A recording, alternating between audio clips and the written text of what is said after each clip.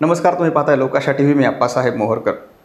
बीडच्या नामलगाव फाट्याजवळ झालेल्या भीषण अपघातामध्ये 6 तरुणांचा दुर्दैवी मृत्यू झाला होता आणि याच अपघाताची उपमुख्यमंत्री आणि बीडचे पालकमंत्री असलेल्या अजित पवार यांनी गंभीर दखल घेतली आहे आणि या अपघातात दोषी असलेल्यांवर कठोर कारवाई करण्याचे आदेश त्यांनी बीडचे पोलीस अधीक्षक नवनीत कावत आणि जिल्हाधिकारी यांना दिले आहेत. शनिवारी सकाळी बीडमधील 6 तरुण हे पेंडगाव येथे असलेल्या हनुमान मंदिर या ठिकाणी पायी चालत दर्शनासाठी जात होते. जेव्हा त्यांनी नामलगाव फाट्यावर असलेला उड्डाणपूल क्रॉस केला तेव्हा पाठीमागून येणाऱ्या एका कंटेनरने या 6 तरुणांना जोराची धडक दिली आणि यामध्ये त्यांचा दुर्दैवी मृत्यू झाला. या अपघातानंतर पोलिसांनी कंटेनर चालकांना आणि कंटेनर ताब्यात जरी घेतला असला तरी हा अपघात नेमका कशामुळे झाला याची चौकशी करण्याचे आदेश अजित पवारांनी दिले आहेत. IRBकडून धुळे सोलापूर या राष्ट्रीय महामार्गाचं काम करण्यात आलं आहे. बहुतांश ठिकाणी पाऊस पडल्यानंतर रस्त्याच्या बाजूला जो चिखल होतो तो रस्त्यावर येतो आणि अनेक गाड्या स्लिप होऊन अपघात झाल्याच्या घटना यापूर्वी देखील घडल्या आहेत.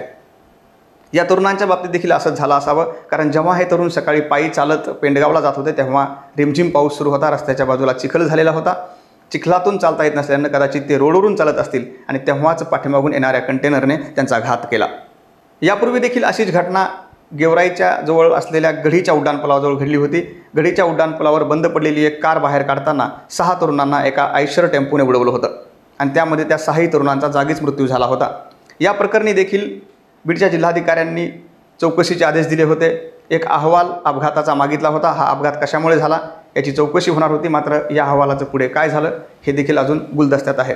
आता या रस्त्याचं काम IRBकडून करण्यात आलेलं आहे. IRBचे ठिकठिकाणी टोलनाके पाहायला मिळत आहेत. या टोलनाक्यावर वाहन चालकाकडून वसुली केली जाते, मात्र या वसुलीचा पैसा कुठे जातो हा देखील एक प्रश्नच आहे, कारण याच पैशातून या रस्त्याची दुरुस्ती करावी लागते.